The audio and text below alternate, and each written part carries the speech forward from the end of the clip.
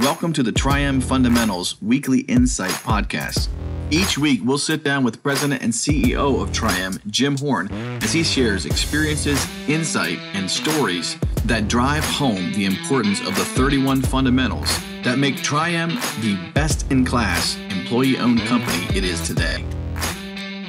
Fundamental number 18 is so important, it's going to take two parts. Here's part one: think and act like an owner. Now that Tri-M is an employee-owned company, this fundamental takes on new significance. So much so that what I want to share with you about Fundamental 18, Think and Act Like an Owner, is going to take two parts. Today, in part one, I want to share with you some of the principles that guide our executive leadership team as employee owners of Tri-M. As an executive team, we understand and value the trust you place on our leadership each day. We approach this responsibility with the serious stewardship it deserves. Every decision is made with the health and well-being of our employees and our organization in mind. You may not always agree with or understand every decision that is made, so we have an open door policy to ensure that you have an opportunity to ask questions and have your voices heard. With all that in mind, let me tell you some of the things your executive team is constantly considering.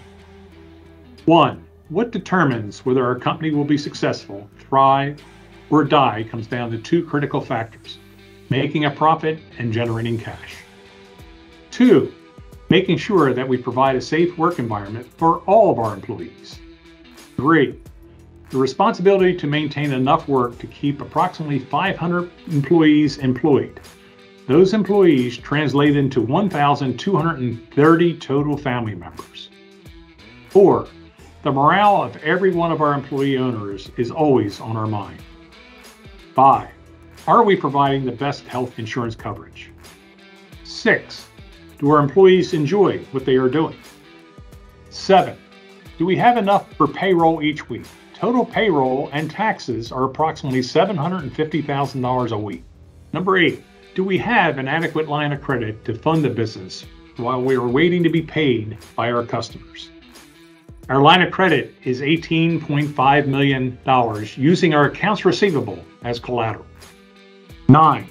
Are we making a profit that is acceptable to the bank? Without the bank support, we will be unable to get a line of credit approved to fund ongoing operations. 10. Are we maintaining adequate working capital to satisfy the bonding company? Without the bonding company support, we might as well close the doors. 11. How do we increase profits? 12. Are we providing the customers with the quality of work they expect? 13. Is our pipeline full of potential projects that can keep us busy beyond 12 months? 14. Are we able to pay our discount vendors by the 10th of each month? It is that important because we have averaged approximately $300,000 a year in discounts, which equates to approximately 10% of our annual profit. 15. How do we go about lowering our costs so we can be more competitive? 16. Are we on track with our annual budget? 17. What is our competition doing that we are not, and should we be doing it? 18. Are our policies fair and consistent to all employee owners across the company? I hope this gives you a better understanding of some of the things the executive committee and leadership teams think about on a daily basis.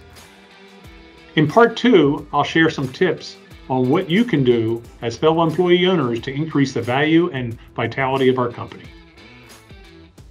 Look for part two coming this Wednesday.